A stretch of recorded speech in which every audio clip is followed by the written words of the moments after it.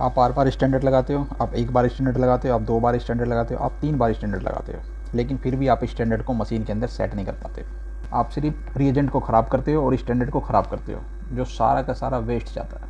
ऐसी कौन सी गलती आप करते हो जिसके कारण आप स्टैंडर्ड को ठीक से मशीन के अंदर नहीं लगा पाते हो? तो आज की वीडियो में वही मैं आपको बताने वाला हूँ कि कैसे हमें प्रॉपर तरीके से स्टैंडर्ड को लगाना चाहिए लिटरेचर को रीड करते हुए, जिससे कि हमारा स्टैंडर्ड एकदम परफेक्ट किसी भी सेमी ऑटो एनालाइजर के अंदर सेट हो सके। मैं जॉनी फ्रॉम दिल्ली लेबोरेटरी आप लोगों के लिए आज फिर एक न्यू वीडियो लेके आया हूँ। आई होप आप मेरी इस वीडियो को पसंद करने वाले हो, जैसे आपने मेरी पिछली वीडियोस को पसंद किया है। जैसा कि स्टूडेंट टाइटल को रीड करके आपने पता ही कर लिया होगा कि आज की हमारी वीडियो कौन सी होने वाली है और कौन से प्रोसीजर को आज हम इसके अंदर फॉलो करने वाले हैं। लेकिन एक बार फिर मैं आपको बता देता हूँ, एल्बुमिन का स्टैंडर्ड आज की वीडियो में मैं आपको बताने वाला हूँ कि कैसे हमें परफेक्ट एल्बुमिन का स्टैंडर्ड किसी भी सेमी ऑटो एनालाइजर के अंदर सेट करना होता है, कैसे हम उसको कर सकते हैं। तो वीडियो के अंदर बने रहिए। अब हम चलते हैं एल्बुमिन के स्टैंडर्ड को सेट करने का एक परफेक्ट जो तरीका होता है वो कैसे होता है। जैसा कि स्टूडेंट आप देख सकते हो वीडियो के अंदर मेरे पास ये एल्बुमिन का रिएजेंट है और ये एल्बुमिन का मेरे पास स्टैंडर्ड है। तो एल्बुमिन का स्टैंडर्ड हमारे पास है, एल्बुमिन का रिएजेंट हमारे पास है, लिटरेचर हमारे पास है और 3 टेस्ट ट्यूबें हमारे पास हैं जो कि हमें अकॉर्डिंग टू लिटरेचर के अनुसार चाहिए होती हैं। अब इन 3 टेस्ट ट्यूबों का हमें कैसे यूज करना है जिससे कि हम मशीन के अंदर एल्बुमिन के स्टैंडर्ड को सेट कर सकें। तो सबसे पहले स्टूडेंट हमें रीड करना होता है कि लिटरेचर के अंदर ब्लैंक हमारा किसके साथ है, डिस्टिल वाटर के साथ है या रिएजेंट के साथ है। तो आप यहाँ पर रीड कर सकते हो, मेरे पास ये अरबा कंपनी का लिटरेचर है, इसके अंदर लिखा हुआ है ब्लैंक विद रिएजेंट। तो हमें 3 टेस्ट ट्यूबें तैयार करनी है। फर्स्ट पे हम लिखेंगे ब्लैंक, हम यहाँ पर बी लिख देते हैं शॉर्ट में, बी मतलब ब्लैंक। देन स्टैंडर्ड, स्टैंडर्ड के लिए सिर्फ हम ऐसे लिखते हैं और ये है टेस्ट। फाइनली ये है टेस्ट। ऐसे ही हमें इसको तैयार करना होता है। तो स्टूडेंट लिटरेचर को हमने पहले ही रीड कर लिया कि ब्लैंक के अंदर हमें डिस्टिल वाटर नहीं लेना है, हमें ब्लैंक के अंदर क्या लेना है, रिएजेंट लेना है। यही सबसे बड़ा मिस्टेक का कारण होता है जो हर कोई करता है, लेकिन आपको ये नहीं करना है बिल्कुल भी। मैंने आपको बता दिया है कैसे हमें इसको रीड करना होता है और ये कहाँ पर लिखा होता है। पैरामीटर में लिटरेचर में आप जाओगे तब आप इसको रीड कर सकते हो। तो हमें ब्लैंक के अंदर क्या लेना है, रिएजेंट लेना है और फिर हमें स्टैंडर्ड में भी रिएजेंट को लेना है और फाइनली टेस्ट के अंदर भी हम क्या करेंगे, रिएजेंट को लेंगे। इस तरीके से हमें तीनों टेस्ट ट्यूबों के अंदर रिएजेंट को लेना है। अगर यहाँ पर डिस्टिल वाटर होता ब्लैंक के अंदर तो हम यहाँ पर डिस्टिल वाटर लेते हैं। अब स्टूडेंट हमें नेक्स्ट क्या रीड करना होता है कि इसका इंक्यूबेशन टाइम कितना है। तो आप यहाँ पर रीड कर सकते हो, इसका जो इंक्यूबेशन टाइम है ओनली 1 मिनट है। अरबा का लिटरेचर हम यूज कर रहे हैं, अरबा का रिएजेंट हम यूज कर रहे हैं, तो इसके अंदर 1 मिनट का इंक्यूबेशन टाइम होता है। जैसे ही आप इसके अंदर सैंपल को ऐड करते हो, स्टैंडर्ड को ऐड करते हो, तो आपको 1 मिनट का इंक्यूबेशन इसके अंदर देना है। उसके बाद हम मशीन के अंदर इसका रिजल्ट नोट कर सकते हैं, स्टैंडर्ड का रिजल्ट और टेस्ट का रिजल्ट। स्टैंडर्ड को हम मशीन में सेट कर सकते हैं और टेस्ट के रिजल्ट को हम नोट कर सकते हैं 1 मिनट के इंक्यूबेशन के बाद। एक बार फिर मैंने आप लोगों के लिए रिपीट कर दिया।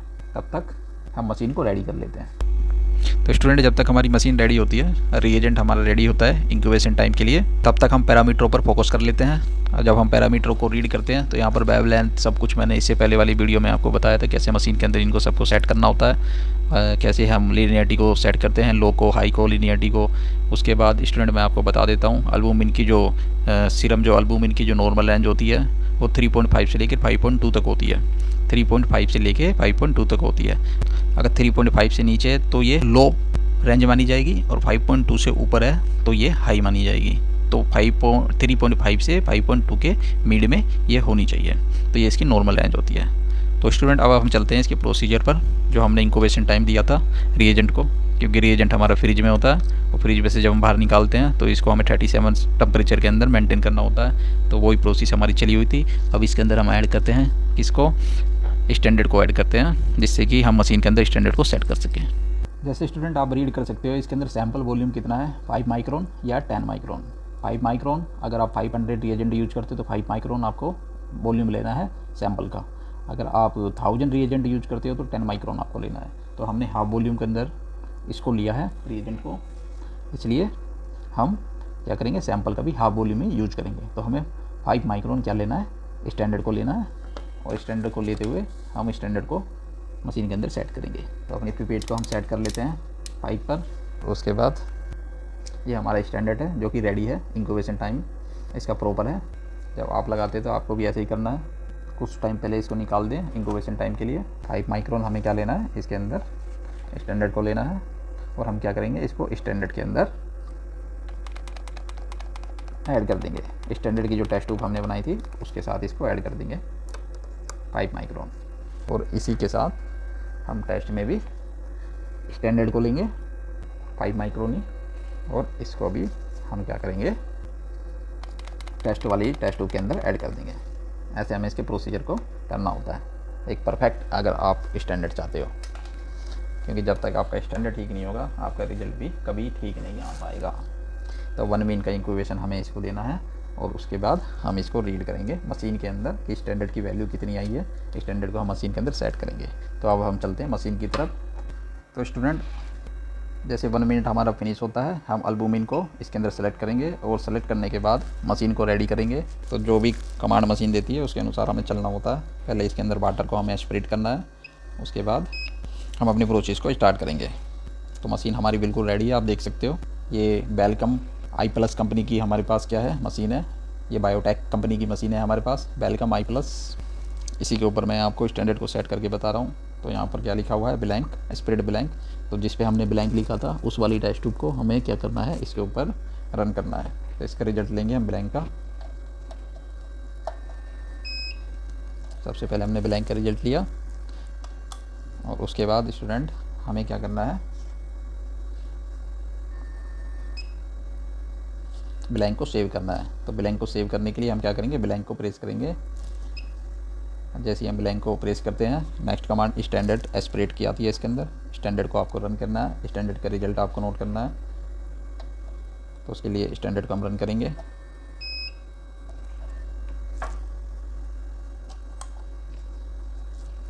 फिर आपको थोड़ा सा वेट करना है जब तक नेक्स्ट कमांड ना आए।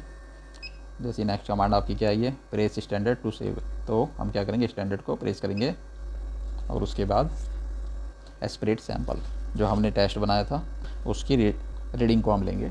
उसको अब हमें रन करना है। फाइनली इसको हमें रन करना है। जब हम इसको रन करते हैं तब हम देखते हैं कि हमारे टेस्ट का रिजल्ट कितना आया है। ये आपको नोट करना होता है, इसी पे सारा आपका फोकस होना चाहिए। अगर ये आपका ठीक नहीं है तो इसका मतलब आपका प्रोसीजर ठीक नहीं है। तो स्टूडेंट ये कितना आया था, 3.5, और हमारे स्टैंडर्ड की जो कंसंट्रेशन है वो कितनी है, 3.6। तो ये अराउंड 3.6, 3.7, 3.4 आएगा। इसका मतलब ये परफेक्ट है, बिल्कुल परफेक्ट आपका स्टैंडर्ड इसके अंदर क्या हुआ है, ऐड हुआ है। अब इसके अंदर आपको कुछ करने की ज़रूरत नहीं है। अब आप इसके अंदर पेशेंट के सैंपल को रन कर सकते हो और उसके रिजल्ट को नोट कर सकते हो।